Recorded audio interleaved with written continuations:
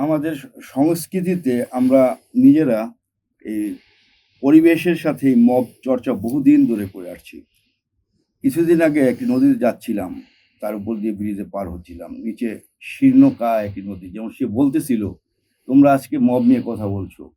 কিন্তু একসময় আমি খুব প্রমত্তা ছিলাম। আমার বুক বুক চিরে যেত বড়, বড় তোমাদের ব্যবসা জাহাজ। তোমরা বাংলা সুজলা সুফলা ছিলা। কার কারণে? আমার কারণে, আমাদের নদীদের কারণে। কিন্তু তোমরা কি করেছো পরিণামে?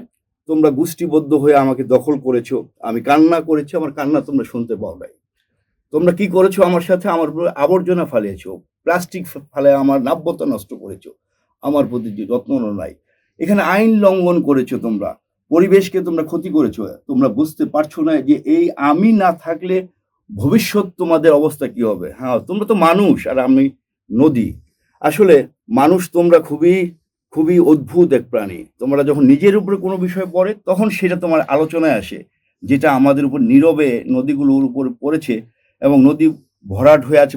আজ আমরা বিলুপ্ত প্রায়। আমাদের জীবন আমরা লাইফ সাপোর্টে রয়েছি। তখন তখন তোমাদের কাছে কিছু মনে হয় নাই। আমার উপরে তোমরা দখল করে ব্যবসা প্রতিষ্ঠান করেছো, কেউ আবার তোমাদের ফুলের বাগান করেছো, আবার কেউ আমাকে দখল করে বাদ দিয়ে মাছ চাষও করছো নিজের জন্য। কিন্তু এটা যে সকলের ক্ষতি হচ্ছে বা আমার যে কান্না আসছে, আমার উপরে যে আইনের লঙ্ঘন হচ্ছে, আমার অধিকার যে থাকছে না, সেটা কি তোমরা চিন্তা করেছো? করো নাই। এখন তোমাদের সাথে এই নিজের উদ্দেশ্য নিয়ে তোমাদেরই প্রজাতির উপরে যখন তোমরা চড়াও হচ্ছ, তখন সেখানে অনেক ধরনের কথা হচ্ছে। তাহলে এই যে সংস্কৃতিতে আমাদেরকে নদীকে এই যে আমাদের দখল করার বা নদীর সাথে যে মব সন্ত্রাস আমাদের যুগ যুগ চলে আসছে, সেটাই আজকে আমাদের বাস্তব জীবনে আমাদের ব্যক্তিগত মানুষের জীবনে সমাজে আজকে সেটা প্রতিফলিত হচ্ছে। আমাদেরকে প্রকৃতির প্রতি আরো সহনশীল হতে হবে এবং প্রকৃতি ভালো থাকলে আমাদের মাথাও ভালো থাকবে, আমাদের জীবন ভালো থাকবে, আমরা হাসির মাধ্যমে সুস্থতায় থাকবো এবং এই ধরনের মবের কথা তখন মাথায় আসবে না।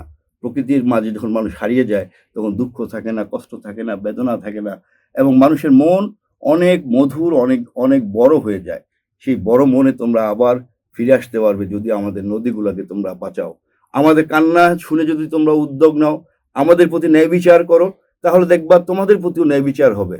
তোমরা এই মব সন্ত্রাস থেকে মুক্ত পাবা। প্রকৃতিকে ভালোবাসো, প্রকৃতির কাছে চলে যাও।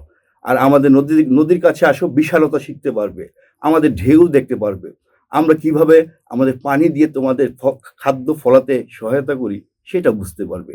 নিজেকে উজাড় করে তোমাদের জন্য দিচ্ছি, আর তোমরা আমাদেরকে তোমাদের স্বার্থের জন্য আমাদের উপর অত্যাচার করছো, সন্ত্রাস করছো, মব করছো।